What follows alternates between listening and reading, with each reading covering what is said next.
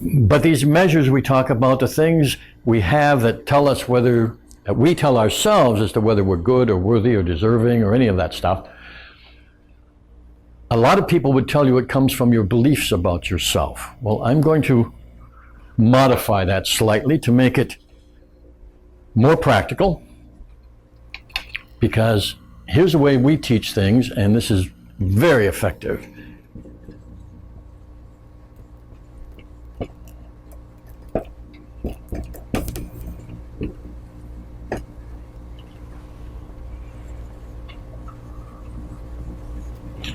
Beliefs equal rules. And changing rules changes beliefs. So let's talk about beliefs as rules for a moment. Everything you believe about anything, and especially yourself, is really just a rule that you've made up. Now, you may have made that up based on what you've heard from other people as you grew up, based on what people are saying or have said, based on your interpretation of things, but it's basically a rule. That's what a belief is. Even when you believe something with your whole heart and soul, it's because you have a rule that says that's true. The person next to you might not have the same rule.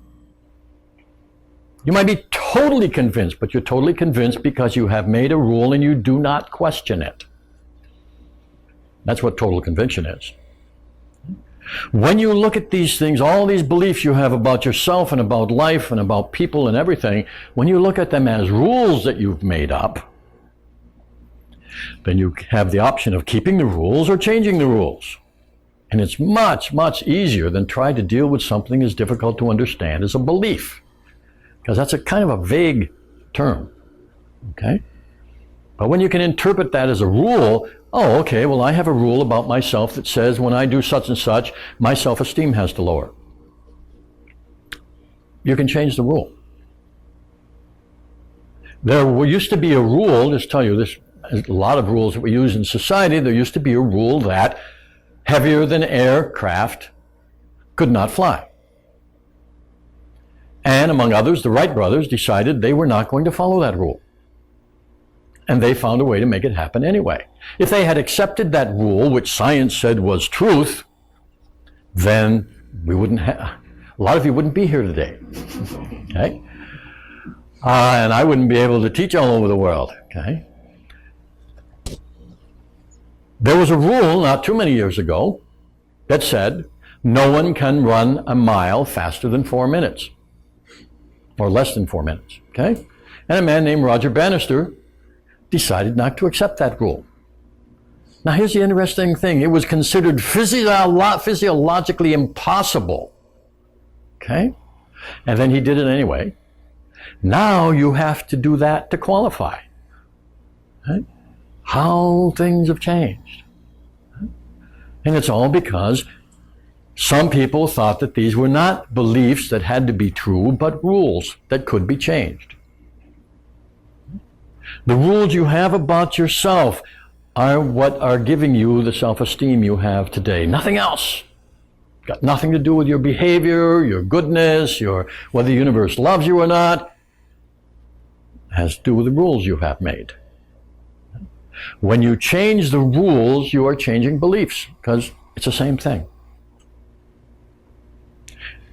You know when you have actually, it's one thing to say it with your words, you know when you've actually changed a belief or a rule, you start getting different effects. That's the key. You start feeling different, you start being able to act different. I did when I had a hypnotherapy clinic at one time, and I had a woman come in because she was very nervous, her self-esteem was very low, she had trouble meeting people at parties, and yet she had to go to a lot of parties because of the business she was in. And so she wanted a change, and so we did some good sessions, and in the sessions I made suggestions and gave her ideas, and we went through imagination of doing certain things. And she came back very upset because she felt the same way. She still had the same feeling. And so I said, okay, well, did you do this? No. Did you do this? No. Did you try that? No. I said, here comes sometimes we call it a sageism or a Sergism. It's an aphorism. If you want to change something, you have to change something. It's very simple. She wanted all of this self-esteem to come pouring into her through the hypnotherapy so she could suddenly be a new person and do everything different. And it doesn't work like that, not even with hypnosis. Right? You have to make a step. You have to do something. So in terms of self-esteem, you got to do something. So let's try some things. Let's do some things here for the experience of it and see what happens.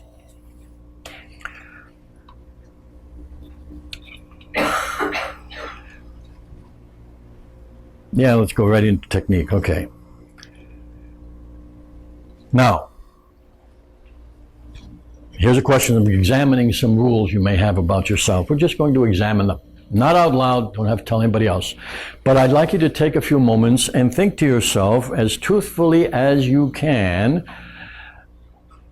what words ought to end the statement, I am.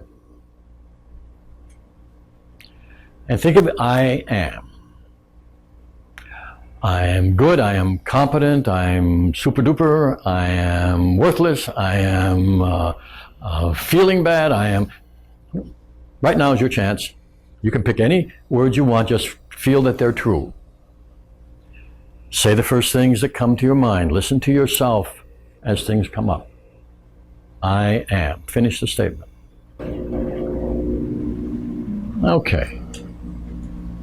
Did anybody get any, and don't worry about it, I'm here to teach you how to change if you want to, but did anybody get any negative statements to yourself? Yeah? Okay. Not uncommon at all.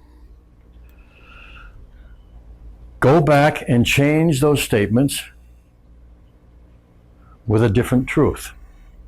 Look at them. Remember, these are your statements and these are your rules about yourself, nobody else's. As long as you have these ideas about yourself, you're going to have a low self-esteem and you're going to have the consequences of that in your life. You can, right now, I'm going to ask you, go back and change the statements into something else about yourself that's true.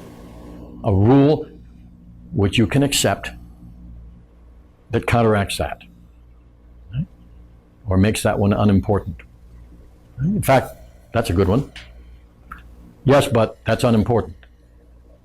We call that a positive yes, but. Okay? Now the rest of you, so that you're not just sitting here doing nothing with all the highest self-esteem you have, go in and dig out some better qualities, some better things, even from your memory, add some things to what you did before. Best things you can think of. And they don't have to be big and important. Boy, I was the best shoe tire in my third grade class. Won a blue ribbon for it.